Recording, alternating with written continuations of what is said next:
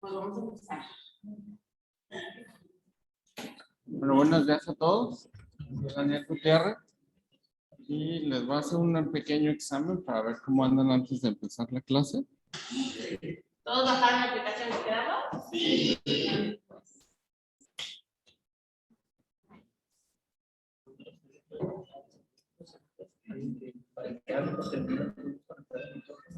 Sí. Para que el examen se pueda escuchar. Sí, sí. Si bueno, nos conectes a la sesión. ¿Dónde? Sí, es claro.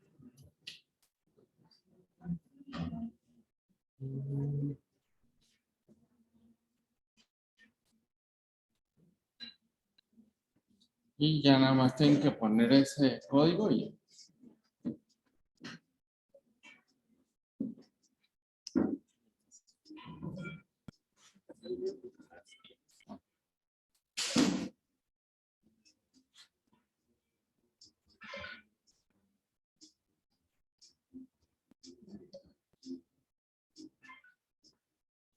¿Todos listos para sacar 10? pues el que saque más alto le das un premio. Vamos a pensar.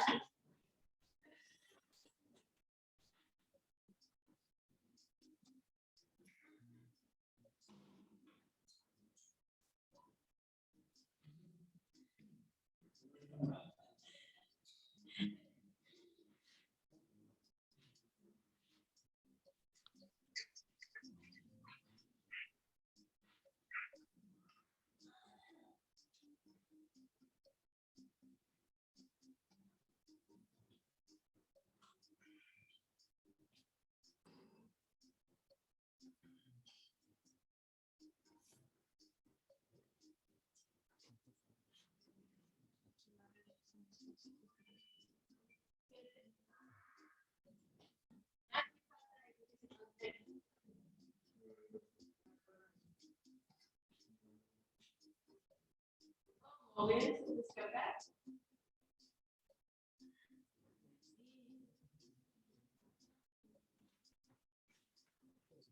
Claro.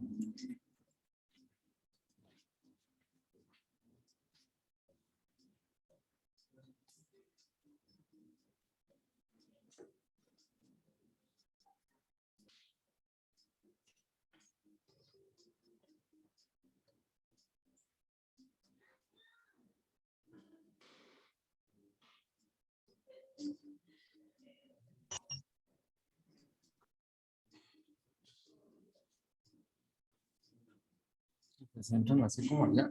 ¿Dónde? ¿No? Se sientan como. ¿Por qué? No, no. Ay, yo dije re buena. Ajá. Sí, está bien.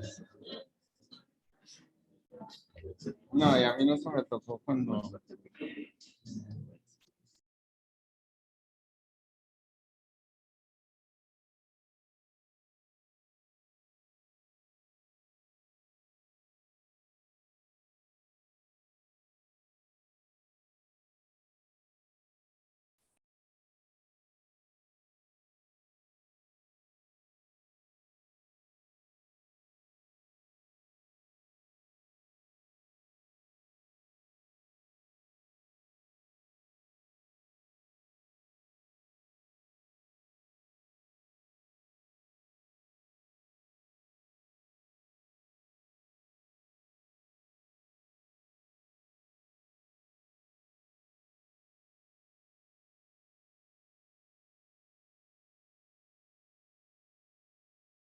¿Empezar?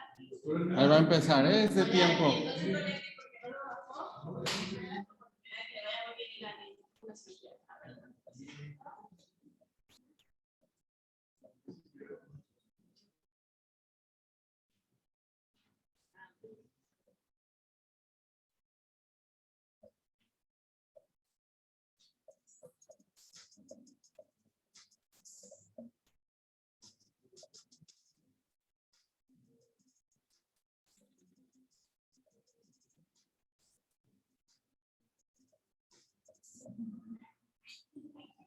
Bueno, la mayoría la tuvo bien.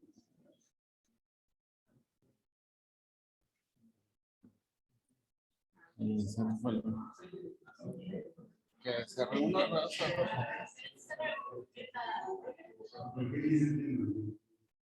Es por tiempo.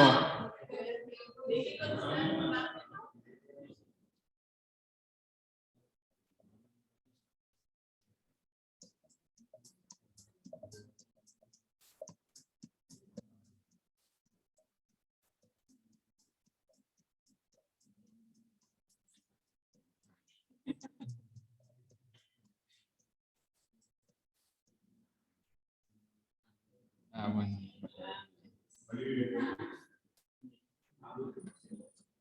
Sí, sigue ganando.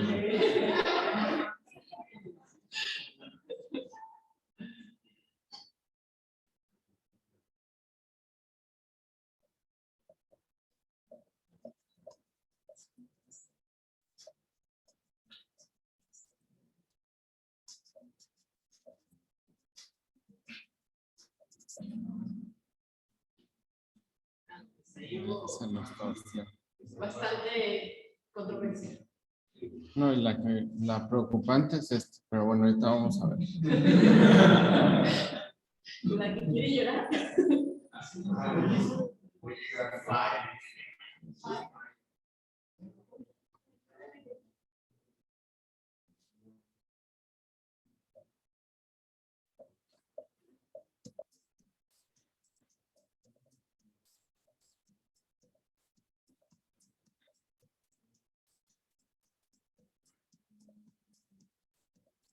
¿Ya hicieron el examen? No.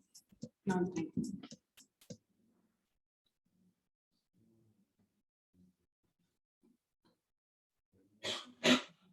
Sigue con todo.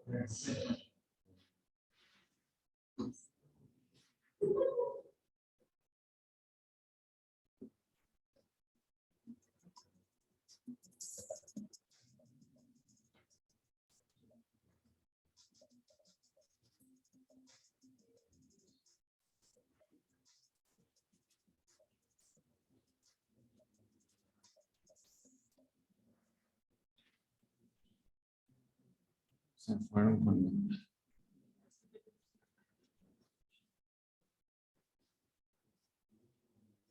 Tercero, bien.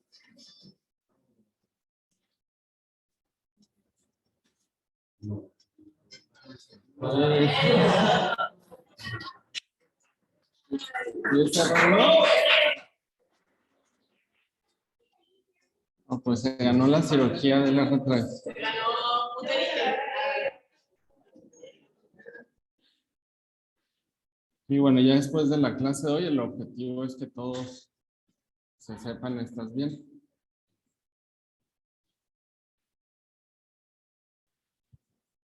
Pues tú me la das, Betty. Sí, claro. No estoy checando.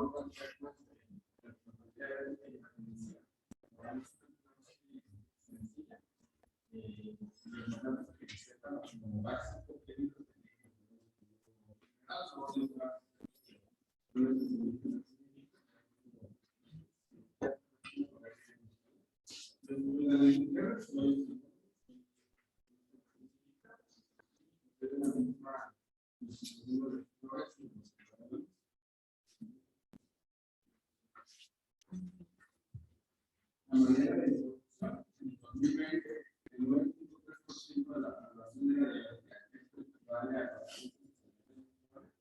y se espera que esta cifra aumente en 2030 a 10% del aumento de la población adulta. Se estima que sean 18 millones y lo preocupante es que las cifras para el 2050 se espera que se duplique y 20% de la población se dé ahí. De estos, el 95% más aún tienen algún grado de participación. Y más importante que esto es que el 5% de las personas que se ganan créditos y más importante las personas que se ganan de base laboral, donde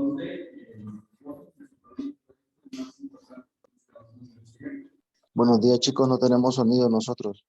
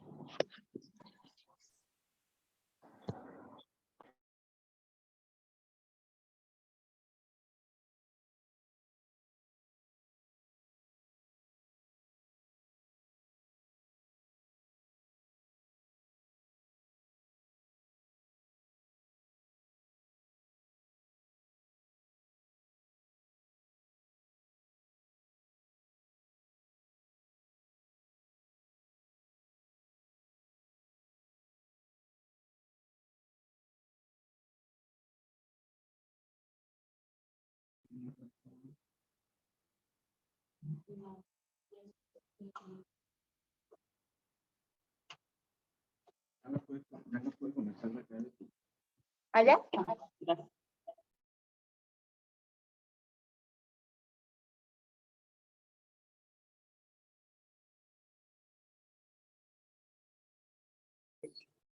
Aquí yo tengo.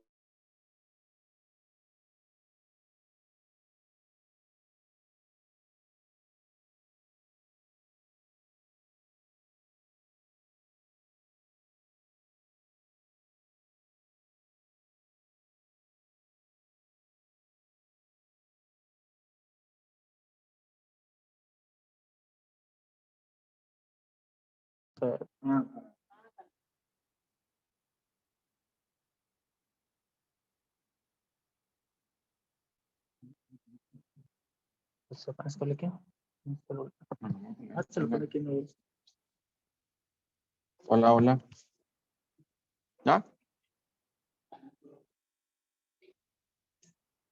Bueno, vamos a seguir.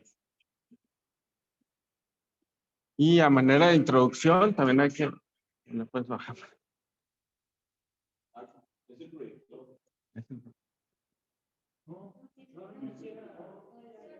¿Sí?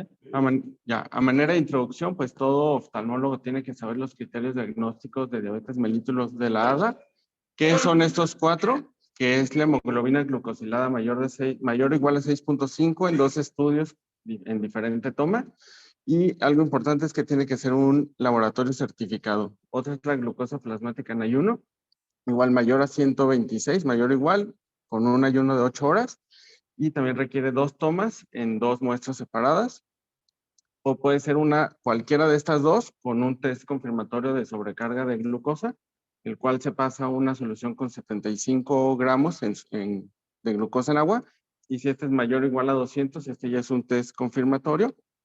O este que es a veces el más difícil, que es un paciente con síntomas característicos o con una crisis hiperglucémica, que tenga un test aleatorio mayor de 200. Esto de los síntomas, pues nosotros no estamos calificados, creo que eso sí lo tiene que hacer, o no estamos actualizados. Pero, por ejemplo, un paciente que tenga datos característicos de retinopatía diabética y que encontremos un test aleatorio de mayor de 200, ya podemos ahí concluir que es el diagnóstico. Entonces, esta es la importancia de que nosotros también conozcamos esto. En cuanto a la fisiopatología, no vamos a meternos tanto en esto, solo de manera simple, un paciente diabético se va a activar la vía metabólica de la aldose reductasa. Esto va a generar un aumento en la producción de sorbitol, que esto va a causar daño osmótico y tisular. Esto junto va a causar el aumento de estos dos, que es lo más importante, son los productos finales de glucosilación avanzada, que son partículas citotóxicas y el aumento de la producción de especies reactivas de oxígeno que va a causar daño oxidativo. Todo esto va a concluir en un daño a las células de Müller que va a afectar a la barrera hematorretiniana. Todo esto va a causar un engrosamiento de la membrana basal y que va a llevar a la isquemia y producción de factores angiogénicos. Y también un estado proinflamatorio.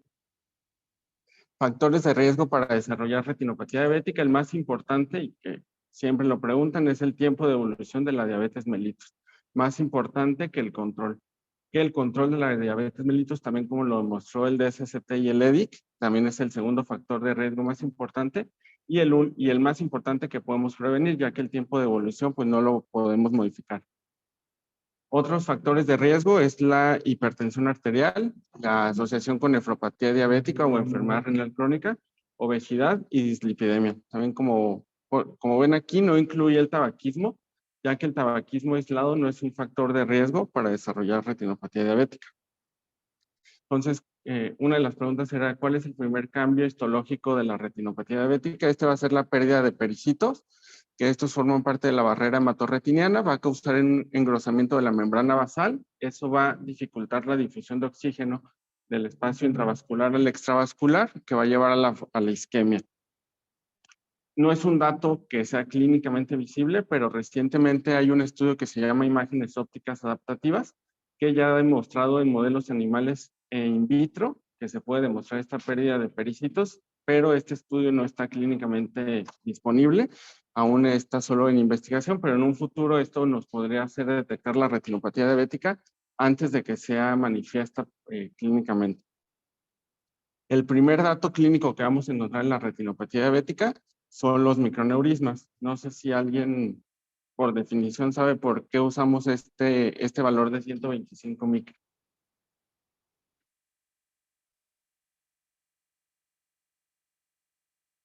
Pero ¿cómo sabrías que es 125? Ajá, exacto. Porque la emergencia del vena a nivel del nervio óptico es de 125 micras, entonces ese te sirve como un comparativo clínico para determinar cuál es un microneurisma y cuál no. Por ejemplo, les puse esta foto porque estas que ven muchas veces las confundimos con microneurismas, pero son hemorragias intrarretinianas. Aquí no se ve muy claro, pero en la presentación realmente los microneurismas son paravasculares. O sea, no vamos a encontrar un microneurisma hasta acá donde no hay un vaso. O sea, siempre van paravasculares y tienen que tener el tamaño de la vena en la emergencia del nervio óptico. Por fluorangiografía, ¿cómo los vamos a identificar? Son puntos hiperfluorescentes, paravasculares, redondos, pero estos no van a tener el fenómeno de fuga, que más adelante vamos a ver en qué consiste esto. Ya iniciando en la clasificación, en la década de los 80s, el ETRS fue un estudio multicéntrico muy grande que pues dio las bases del tratamiento y del diagnóstico de la retinopatía diabética. En un inicio, esta clasificación se basaba en 7 fotografías clínicas de Early House, a la cual a cada hallazgo le daban un puntaje y de acuerdo a este puntaje establecían el grado de la retinopatía diabética. Pero esto no era muy útil clínicamente, por eso en uno de sus reportes subsecuentes hicieron esta clasificación simplificada, que el objetivo era una clasificación clínica para los oftalmólogos. Y lo dividimos en este grado. El grado 1, que es esta foto, es un paciente diabético, el cual no tiene datos de retinopatía diabética, y lo vamos entonces a, bueno, más adelante vemos lo del tratamiento. Seguimos con la retinopatía diabética no proliferativa leve, que esta consiste en la presencia de microneurismas, que a diferencia de otros son menos de 20 microneurismas en un cuadrante, lo que la define como leve, la presencia de hemorragias intrarretinianas, exudados duros y exudados blandos. Seguimos con la severa, con la moderada, perdón, que es aquella que tiene más características que la leve, pero no llega a cumplir los criterios de la severa. La severa en esta clasificación del ETRS lo divide en dos, en severa y muy severa, y es la regla característica del 4-2-1. 4 corresponde a más de 20 microneurismas en 4 de 4 cuadrantes. 2 de 4 cuadrantes con arrosalamiento venoso que vemos en esta foto, que son segmentaciones focales en las vénulas, y en 1 de 4 cuadrantes, una MIR. No sé si alguien sabe qué es una MIR o IRMA en inglés.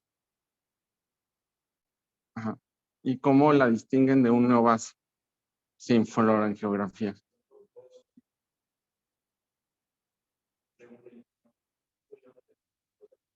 Ajá. La verdad es que es muy difícil, o sea, aún para uno como retinólogo, muchas veces te queda duda. Algo así que te va a hacer decir, este es un neovaso y no una MIR, es que el neovaso tiene una proliferación hacia el vitro, o sea, tiene un volumen en el cual ya está levantado por encima del nivel de la retina, y una MIR en teoría no, porque todavía es un vaso normal. Ahorita vamos a ver una foto más clara, pero miren, en esta imagen la verdad es que si yo la viera así clínicamente, es muy difícil a veces distinguir de un neovaso de una MIR. pero esta es la fluoroangiografía de una MIR, en la cual vemos cómo es una, como comentó su compañero, es una conexión arteriovenular, tortuosa, puede tener dilataciones, pero característicamente va a llegar de un vaso a otro, no va a regresar al mismo. Y lo más importante, por fluoroangiografía vemos cómo no tiene un fenómeno de fuga y generalmente lo vamos a encontrar en zonas con isquemia capilar, como vemos aquí. Eso es muy característico. Que siempre que tengan dudas es mejor pedir una fluoroangiografía para diferenciarlo. Y ya la retinopatía diabética proliferativa la vamos a dividir en dos grupos, que es con CAR y sin CAR, que significa características de alto riesgo. No sé si alguien sabe a qué se refiere esto de características de alto riesgo.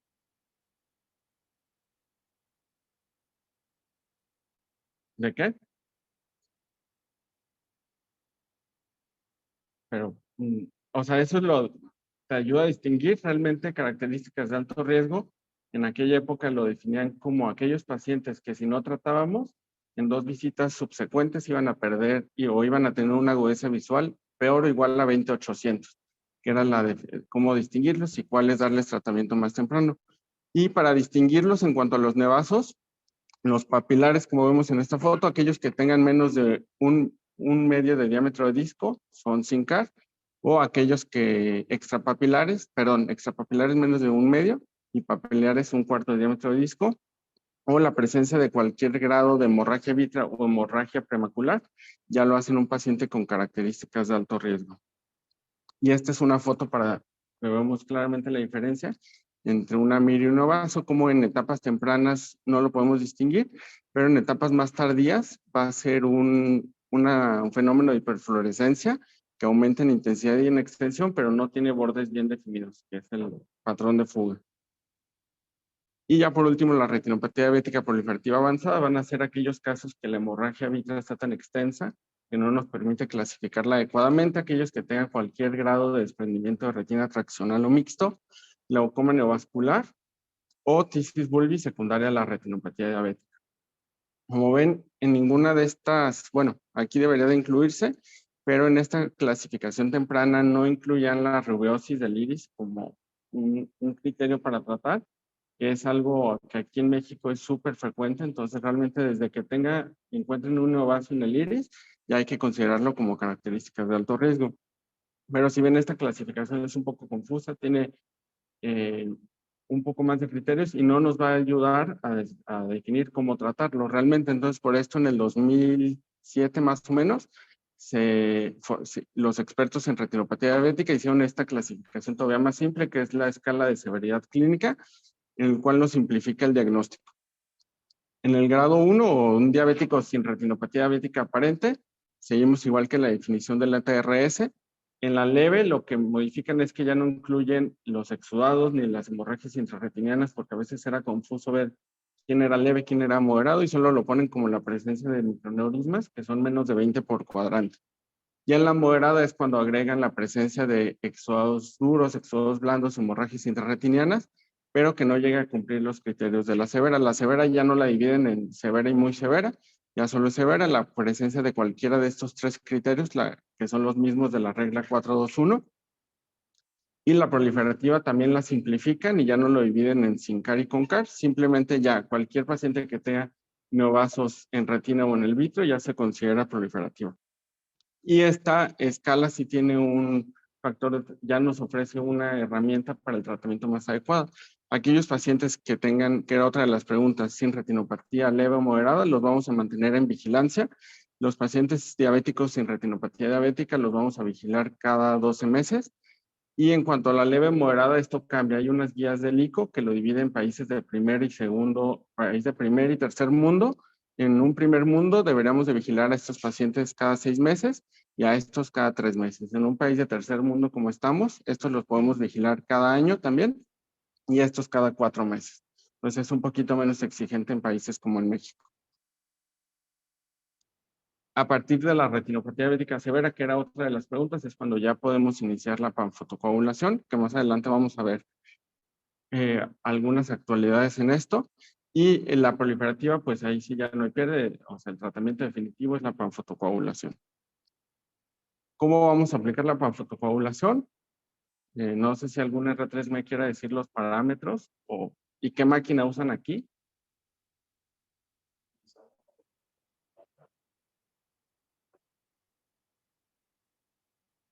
Ah, ok. ¿Y es multispot o monospot? Monospot, ok. ¿Y qué parámetros usan?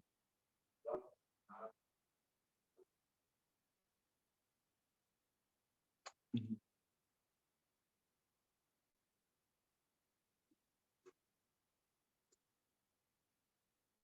No. Y el spot,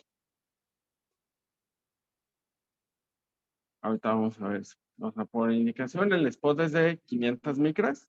Como dijo su compañero, esto de los poderes quería ver si yo conocía la máquina que ustedes tienen, yo no la he usado esa, pero más o menos los tiempos de exposición siempre van entre 100 y 200 milisegundos. El intervalo, pues ese depende mucho, hay desde quien usa 50. Yo menos de 150 no recomiendo porque ya en lugar de hacer una fotopoblación, haces una Chori láser, o sea, ya se empiezan a conectar todos. ¿Qué más les iba a decir? El poder es muy variable. Realmente el poder es el necesario para crear una quemadura grado 2, que ahorita vamos a ver cuál es. Y el spot es de 500 micras con una separación entre un spot y otro de 500 a 1000 micras. También es muy importante estas zonas, respetar las 500 micras nasales y 3000 micras temporales del centro de la mácula y por fuera de las arcadas temporales. Aquí en este dibujo está mal puesto uno muy cerca, pero es esto.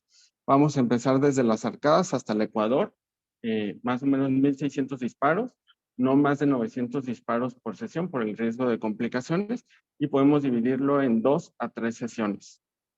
También otros consejos es evitar el meridiano de las 3 y de las 9 porque ahí pasan los nervios ciliares posteriores largos.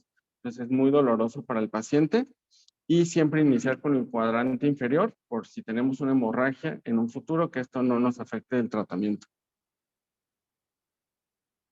Como les comentaba, el objetivo es crear una quemadura grado 2, que más o menos sería como esta, es una blanca amarillenta.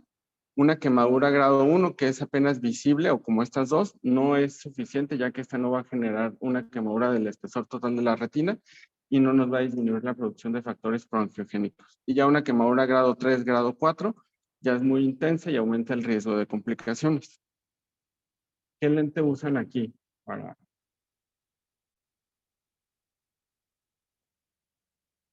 Esos dos, el HR y el Super Quad, son los que yo también más uso.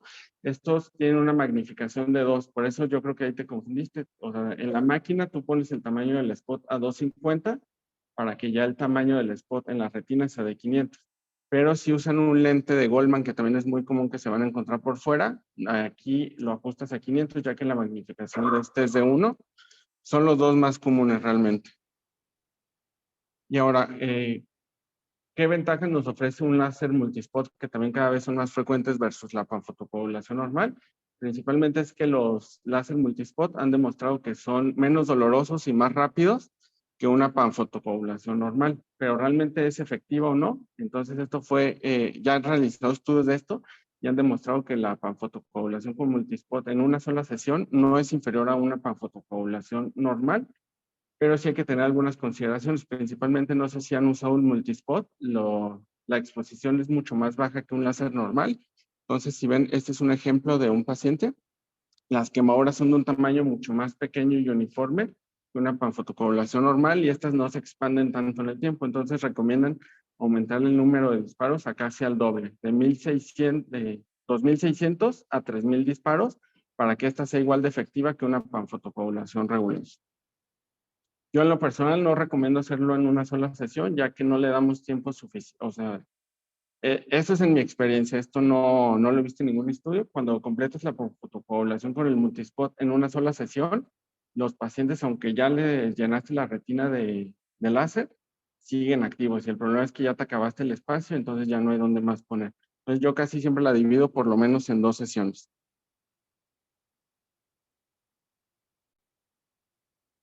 También se me olvidó aquí, indicaciones para una panfotopoblación. Una vez que en un paciente completamos una panfotopoblación, cuando decidimos dar un láser suplementario, es en aquellos pacientes que después de 6 a 8 semanas, nunca lo den antes de 6 a 8 semanas porque no le están dando el tiempo suficiente de ver si realmente hizo efecto la panfotopoblación o no. es aquellos que persistan con neovasos activos, que neovasos que tenían previamente no hayan regresado, que tenga una nueva hemorragia vítrea o que tenga nueva evidencia de neovascularización extrarretiniana, principalmente que persista con neovasos en el iris. ¿Qué complicaciones te podemos presentar? La panfotocoagulación no es un procedimiento exento de complicaciones. El más común es desprendimientos coroideos. La verdad es que lo reportan muy alto en este estudio. Dicen que hasta 90% por VM en los primeros 7 días. Yo en mi experiencia la verdad es que es raro verlo, pero también es raro que revises tan pronto a un paciente que le diste panfotocoagulación. Y el desprendimiento coroideo va a tener una correlación directa con el número de quemaduras y la intensidad de quemaduras. Por eso es bien importante que no le pongan un grado 3 de quemadura, que es lo más común que no te pinte, le subes en la catarata, te empiezas a ir a la periferia y le estás ya quemando muy intenso. Otras complicaciones de R seroso también es raro. Este sí es bastante común. En un paciente que tenga una retinopatía diabética proliferativa y edema macular, sabemos que el láser va a empeorar el edema macular y de hecho ya hay estudios que en estos pacientes recomiendan iniciar con antiangiogénicos antes de darle la panfotocoagulación.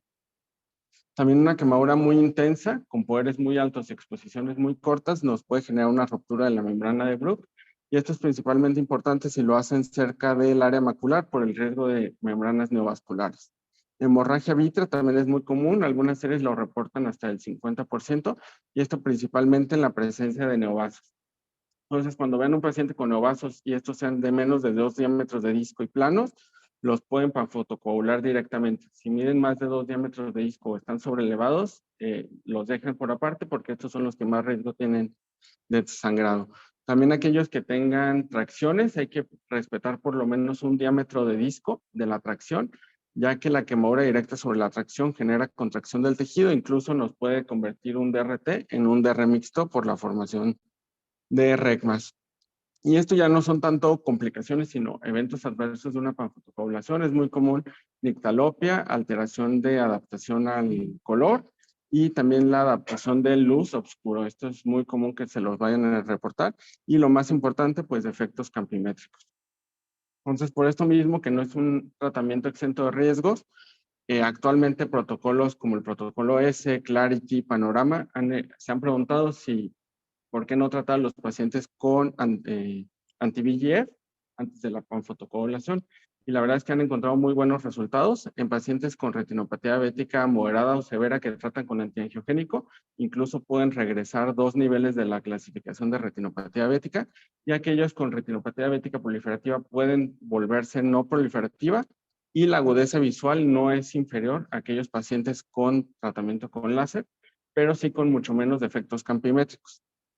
¿Cuál es el problema de esto? Que el estudio más largo, que es el protocolo, es a 5 años, perdió muchos pacientes. Entonces, no sabemos a largo plazo qué tan efectivo es esto. Si a un paciente lo tratamos con antiangiogénico y no puede realizar el seguimiento, se deja de inyectar, lamentablemente, pues las complicaciones son devastadoras. Entonces, creo que este no es un escenario aún para México. ¿Y cuáles son las indicaciones de vitrectomía? Esto se lo tienen que saber, no que lo vayan a hacer ustedes, pero son estas. Es una hemorragia vitrea persistente más de 3 a 6 meses, un DRT que involucre o amenace el área macular. O sea, un paciente que tiene buena visión, que tiene un desprendimiento de retina nasal, que ve 20/25, no lo vas a mandar a vitrectomía porque muy probablemente va a perder visión si lo mandas a vitrectomía. Entonces, esto es bien importante, que era una de las preguntas del examen, que involucre o amenace el área macular. Un paciente con DR mixto es así, aunque esté nasal, sabemos que va a evolucionar mal, entonces eso es una indicación absoluta.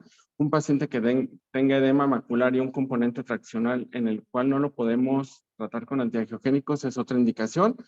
Hemorragia prerretiniana, ya sea subhialodea, que involucre el área macular y baje la visión, es otra indicación absoluta. Glaucoma neovascular con opacidad de medios o glaucoma de células fantasma. También les quise incluir algunas novedades. Desde el 2018 la FDA aprobó la inteligencia artificial para el diagnóstico de la retinopatía diabética, con una sensibilidad y especificidad mayor al 90%, e incluso es mejor para diagnosticar retinopatía diabética que médicos familiares, y equiparable a residentes de oftalmología. Entonces, esto es muy importante por la sobrecarga que actualmente tenemos en México o en cualquier país. Este equipo lo que hace es que toma fotografías, es un equipo de la casa comercial Topcon, toma una fotografía y te dice, este paciente se puede mantener en vigilancia por el médico familiar o necesita referencia al oftalmólogo o referencia urgente al oftalmólogo. Y algunas otras novedades también, pacientes con retinopatía diabética o diabéticos que no encuentran la causa aparente de la baja visual. No tienen retinopatía diabética proliferativa, no tienen glaucoma, siempre hay que sospechar maculopatía isquémica. Y en estos pacientes de maculopatía isquémica sí es más útil el OCTA que la fluorangiografía, ya que nos va a permitir medir mejor el área foveolar vascular y ver las características de esto. Es la única indicación. También recientemente han propuesto utilizarlo para identificar los neovasos, que como les comentaba, estos van a tener una proyección hacia el vitro y los podemos identificar muy simple, pero en esto sí sigue siendo superior la fluorangiografía. No sé si de retinopatía diabética tienen alguna duda. Yo la verdad no les dejo nada, ¿eh? O sea, si es un paciente que tiene mucho dolor o que ya no quiere, yo lo que les dejo a veces es una benzodiazepina. Antes, para que no sufran tanto, o paracetamol antes, pero después, lamentablemente, ya el dolor que les generaste ya no se quita. No sé si alguien de aquí se ha puesto láser, pero dicen que sí es muy doloroso. Entonces es mejor antes el paracetamol, una benzodiazepina, que después.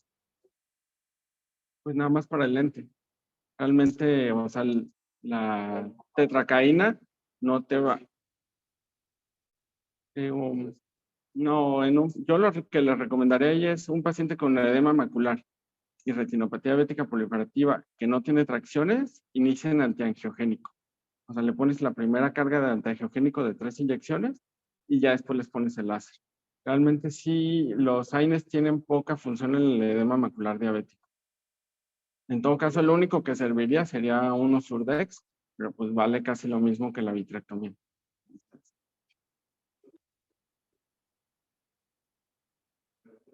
Por ejemplo, en este escenario de un paciente con edema macular diabético y retinopatía diabética proliferativa, le pones las 3 cargas mensuales y después de las 3 cargas mensuales le das la primera sesión de Panfoto. Un mes. Sí. Ajá, o sea, le das 3 mensuales, un mes después, cuando le pedirías el OCT, ahí le das la panfotocoagulación. Esto porque estos pacientes sí les va mejor, o sea, visualmente tienen mejores resultados si los inicias con antiangiogénico que con la panfotocoagulación, que va a empeorar el edema macular, que también ya parte del protocolo del estudio panorama es eso. De estos pacientes, en lugar de panfotocoagularlos, ya mejor estarlos inyectando. Pero como vemos eso, aquí en México la verdad es que no es una realidad. Es mejor, si a mí me preguntan, si yo tuviera retinopatía diabética, ¿qué te haría? Me pondría panfotocoagulación. Porque si por algo no aseguras que te puedas tratar con antiangiogénico, pues las complicaciones son peores. O sea, en cuanto pasa el efecto del antiangiogénico, los factores proangiogénicos se disparan y regresan con glaucoma neovascular, con DRT. Entonces, por eso. ¿Otra pregunta? Dígame.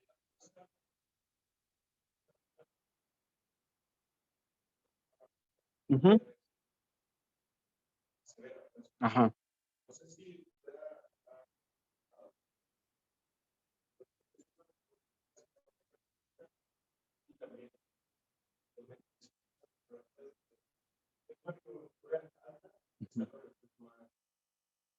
La verdad es que yo pedirla, no. O sea, en cuanto me llega a mí un paciente que me lo refieren, se va con el médico internista o endocrinólogo y ya el que se haga cargo, porque pues ya. Pero sí, o sea, mientras más avanzado sea el grado de enfermedad renal crónica, o sea, es directamente proporcional a la probabilidad de hacer retinopatía diabética proliferativa. Y de hecho, pacientes con desprendimiento de retina traccional, ya es algo que está estudiado, la sobrevida a 5 años es más o menos del 40%. Entonces, no solo es salvarle el ojo, sino la vida. Ujú. ¿Alguna otra? Bueno, vamos a seguir con retinopatía hipertensiva. Esta es un poquito más fácil. La retinopatía hipertensiva es la manifestación extravascular más común de la hipertensión arterial sistémica, se presenta hasta 3 al 14% y el riesgo acumulado a 10 años es del 16%. Más importante que esto es que es un dato de daño a órgano blanco y tiene asociación con muerte cardiovascular y con complicaciones de eventos vasculares cerebrales. También, nada más de manera de recordatorio, las guías de la ESC, que es la Sociedad Europea de Cardiología del 2017, nos reportan que una presión sistólica mayor de 140 o diastólica mayor de 90 es criterio diagnóstico de hipertensión arterial. Factores de riesgo para retinopatía hipertensiva, el más importante también es tiempo y control de la hipertensión arterial.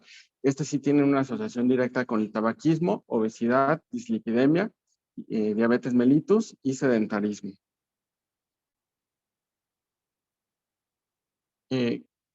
¿Qué características tienen los vasos de la retina a diferencia de cualquier vaso del resto del organismo? Es esto, no tienen un control simpático y parasimpático, por lo cual para controlar los flujos tienen un sistema de autorregulación y que tienen una barrera hematorretiniana que es como que simetiza la barrera hematocerebral. Entonces, cuando un paciente tiene hipertensión arterial sistémica, la hipertensión se transmite directamente a las paredes vasculares. Entonces, los vasos de la retina de manera de autorregulación lo que van a hacer es generar un vasoespasmo o vasoconstricción, que es la primera manifestación clínica y la más característica, que es la pérdida de la relación arteria-vena, que lo normal es de 2 a 3. Entonces, esta es una foto normal y esta es una foto de un paciente con retinopatía hipertensiva, que vemos cómo hay un estrechamiento arteriolar difuso y que se pierde la relación arteria-vena. Este es el primer dato que vamos a encontrar. Y la verdad es que se tiene que buscar intencionadamente, ya que muchas veces revisan al paciente, incluso retinólogos, y no nos fijamos en este hallazgo. Entonces es algo que deben de buscar intencionalmente porque pasa desapercibido muy fácil.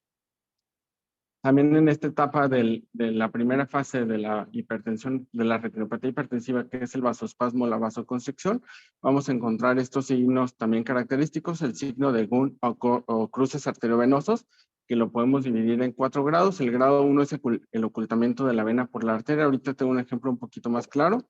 El grado 2 es cuando ya la arteria comprime la vénula en el parénquima de la retina. El grado 3, que sería como este, ya hay una dilatación en el extremo venoso distal, en el cruce arteriovenoso, y ya el grado 4 sería esto, y que aparte aquí tiene hemorragias intrarretinianas en flama o exudados duros. Y esta es una comparación de un cruce arteriovenoso normal, y este sería prácticamente un grado 2, que vemos como no solo hay ocultamiento de la vénula por la arteria, sino que ya hay compresión en el parénquima de la retina. También en esta fase es muy característico, signo de salus o de vasos o de flexión a nivel del cruce arteriovenoso, y este lo dividimos en 3 grados, perdón. El grado 1 solo es desviación del segmento venoso en el cruce. El grado 2, que es esta imagen, es un vaso en bayoneta, que era como las que tenían las pistolas antiguas. Y ya el grado 3 es cuando tiene una inversión completamente en forma de seta en el cruce arteriovenoso. Otro signo, este es más raro, es el de Bonnet o el de omega, que es una deflexión en forma de omega de la vénula y la arteria después de un cruce arteriovenoso, que no es tan común, la verdad. Y otro es el signo de Gist o tortuosidad venular perimacular, que este principalmente se presenta en pacientes jóvenes con hipertensiones muy altas. Entonces, ¿qué va a pasar una vez que pasa este estado de vasoconstricción o vasoespasmo? Si un paciente se mantiene con hipertensión arterial crónica, pues va a empezar un fenómeno de remodelación de las arteriolas que va a llevar al engrosamiento de la íntima, hiperplasia de la media y degeneración hialina. Y esto lo vamos a identificar clínicamente como un reflejo en vasos de hilo y cobre, que como vemos en esta imagen. Bueno, no se ve tanto, pero aquí se ve un poquito, como este engrosamiento de la pared vascular va a ser clínicamente evidente como estos cambios. La verdad es que si lo revisan con el oftalmoscopio indirecto no es tan fácil ver este reflejo porque como hay mucha luz, todos los vasos se ven como si tuvieran hilos de plata y cobre. Entonces lo van a ver como en esta foto que hay unas zonas que tienen un engrosamiento clínicamente evidente. También si persiste esta hipertensión crónica después de la remodelación del vaso, va a empezar la fase exudativa y fase isquémica. En la fase exudativa vamos a encontrar exudados duros Y en la fase isquémica vamos a encontrar ya exudados blandos que corresponden a isquemia de la capa de fibras nerviosas.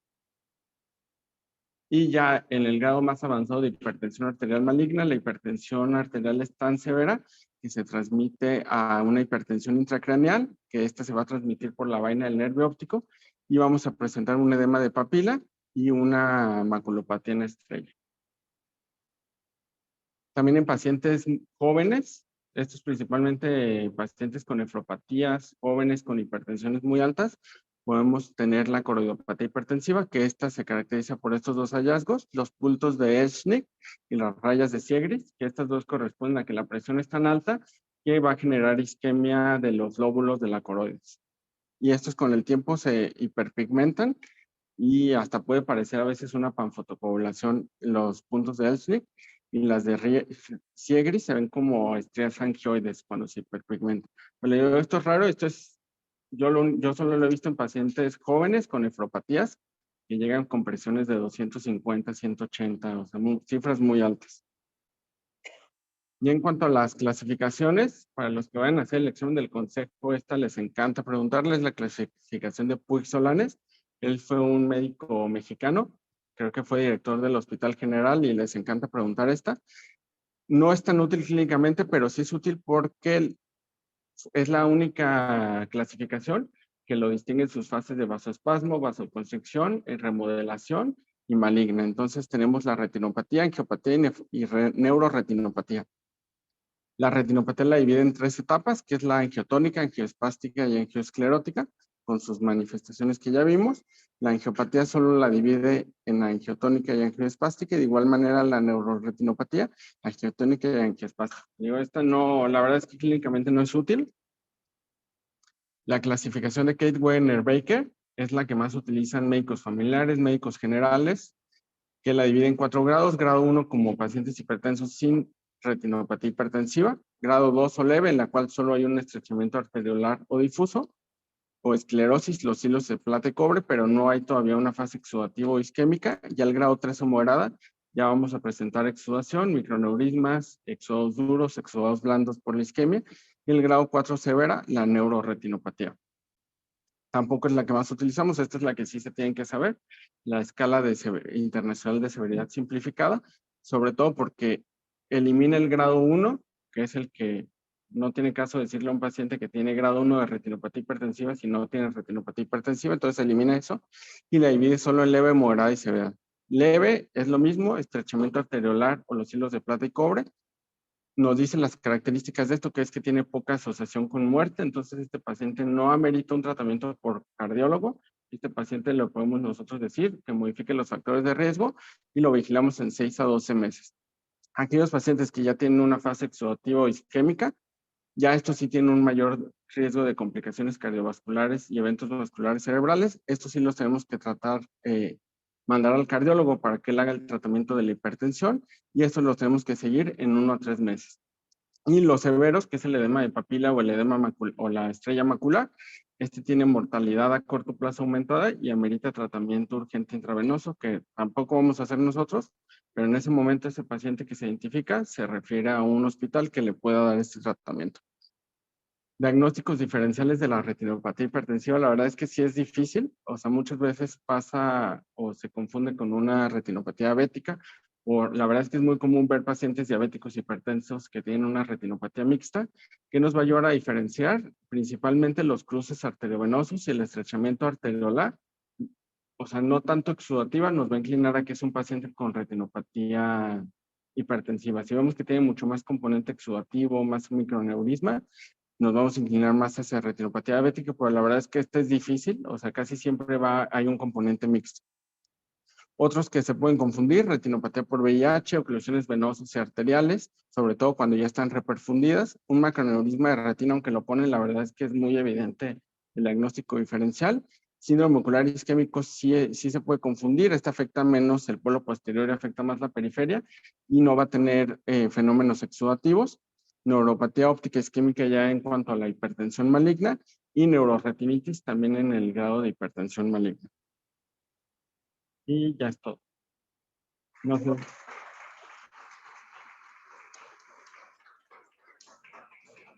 No sé si hay dudas de retinopatía hipertensiva. La verdad es que es muy común. Lamentablemente, pues no hacemos nada nosotros más que diagnosticar.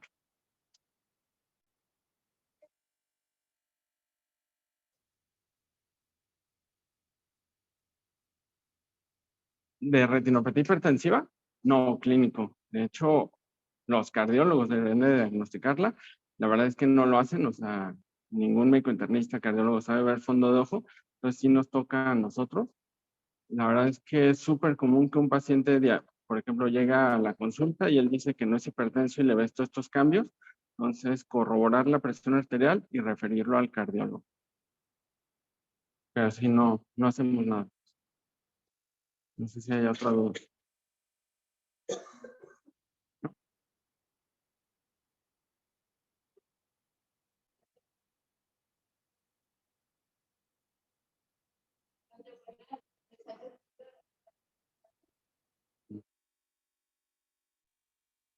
No, gracias a ti, Betty.